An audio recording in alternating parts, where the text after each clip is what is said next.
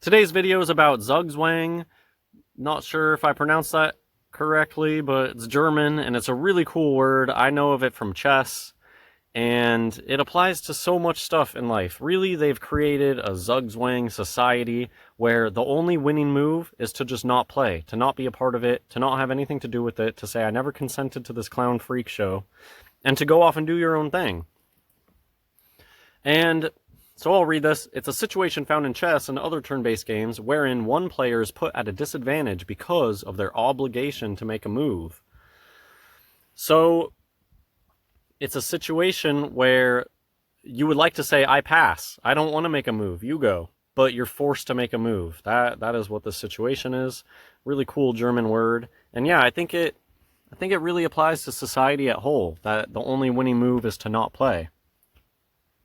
What made me think of this, I was looking through Reddit, just funny comments about shoe wear, and then there was this comment, ew, socks with sandals, and then I found it fascinating that there was this discussion in the comments about the new generation, and how they've flipped the script on that, and how now it's cool to wear socks with sandals. I've been wearing socks with sandals for a while just because I don't care, and this is just an instance. Why this reminded me of this idea, it's because this whole division in society between the younger generation and the newer generation, it really shouldn't exist, and it's so stupid. Like, what a stupid thing to get so fired up about. And you'll see people really get passionate about these socks with sandals, things like this.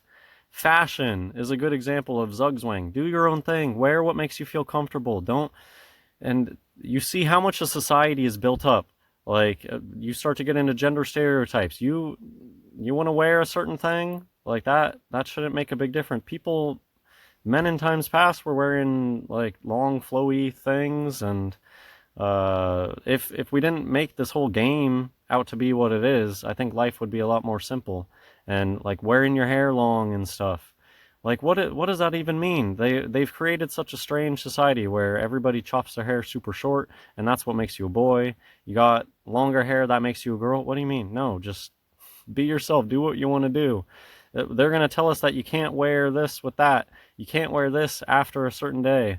It's just all nonsense, and the only winning move is to not play, not give a crap about what the world is doing and saying, and to do your own thing. Carve your own path. I was told by a teenager it's gross to wear sandals without socks. You can't be walking around with your dogs out. So, of course, it's just as silly for teenagers to say that you can't wear sandals without socks, but I see where they're coming from, rejecting what they see as silliness of their parents and society at large. They got to have some way to rebel, right? I'm okay with that. But the only winning move is to not play. Do what you want to do. You want to walk around with your dogs out, go for it. You want to wear sandals with socks, that's cool too. But see, stuff like this. Teenagers are by definition stupid. Who sees how dumb that is, that society tries to get so fired up over the most nonsensical things and say, oh, kids these days are stupid for that. Oh, boomers are... I mean,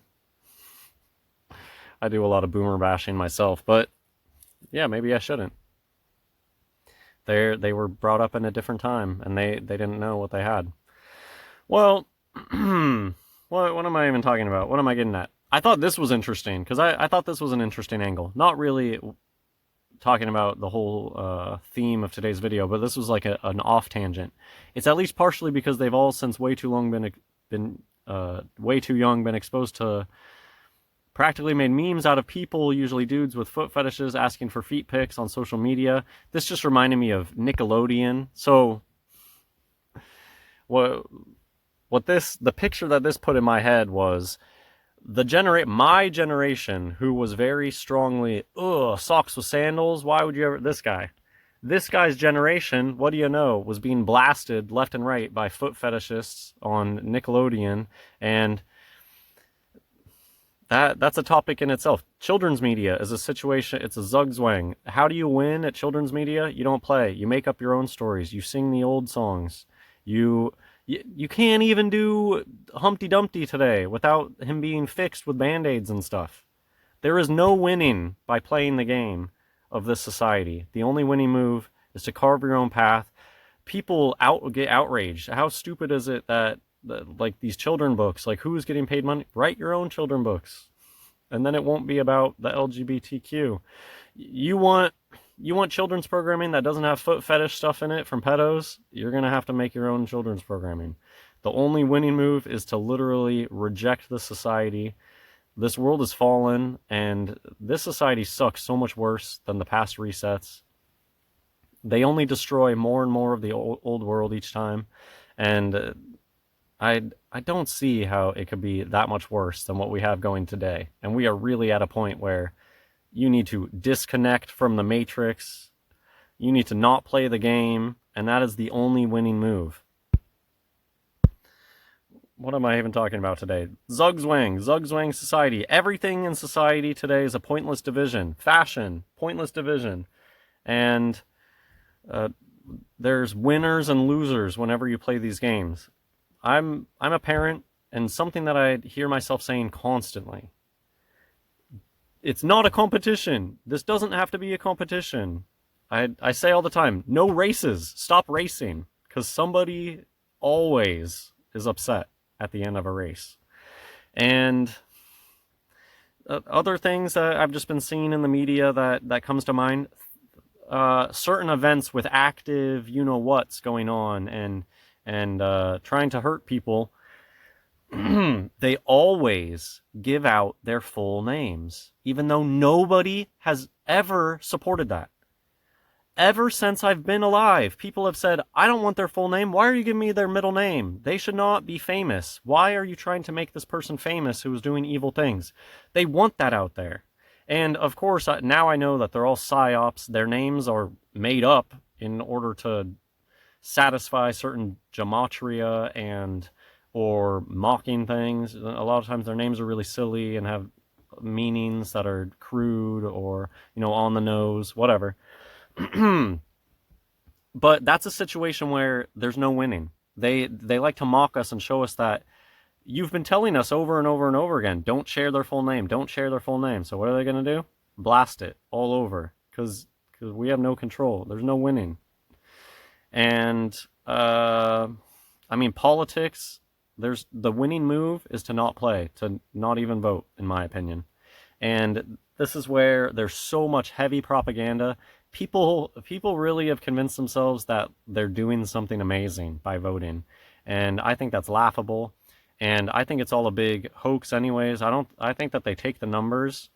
Somebody somewhere might actually be collecting data to know the public opinion, but they take the votes, they flush them down the toilet, they light them on fire, they send out their 33 gematria numbers, and they always make it close these days. Have you noticed? It's always close. It's always gonna be down to the wire. They gotta make it dramatic, and it's because it's fake. And the only winning move's not to play. And religious types play this game too often.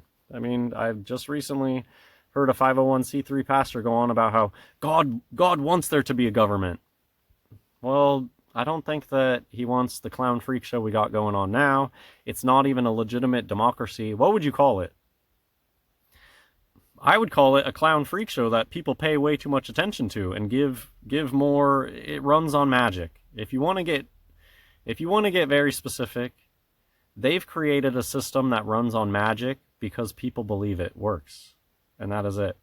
If people stopped believing in it, what would a piece of Illuminati paper money be worth the second that people stop believing in it? It'd be worthless.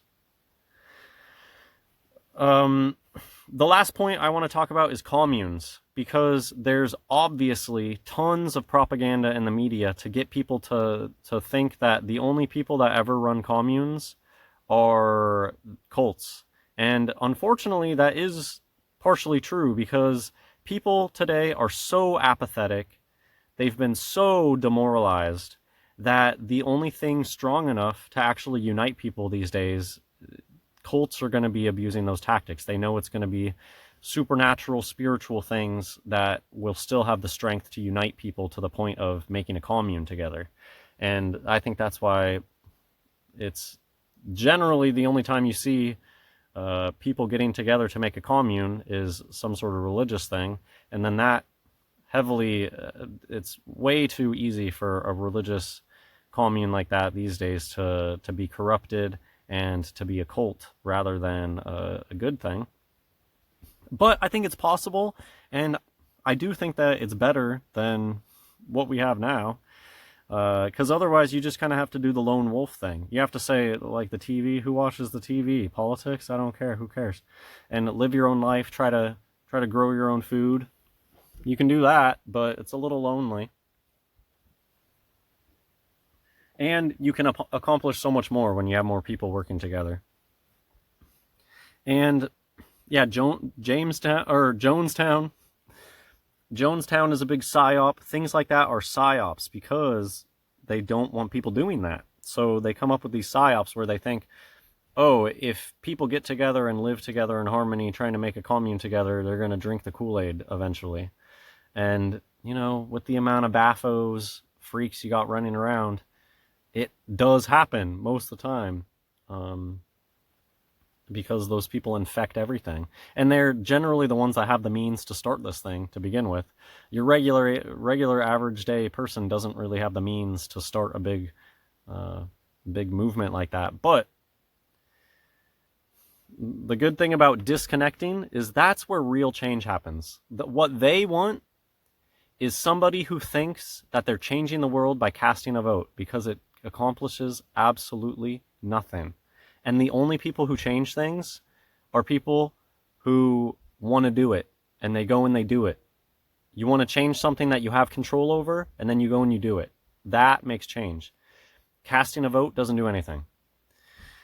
I think that is most of the comments I wanted to make. The only winning move is to not play. No, you're not righteous by thinking that you have the correct side of the red-blue game. No, the only winners are the ones that don't play that game. God bless everyone.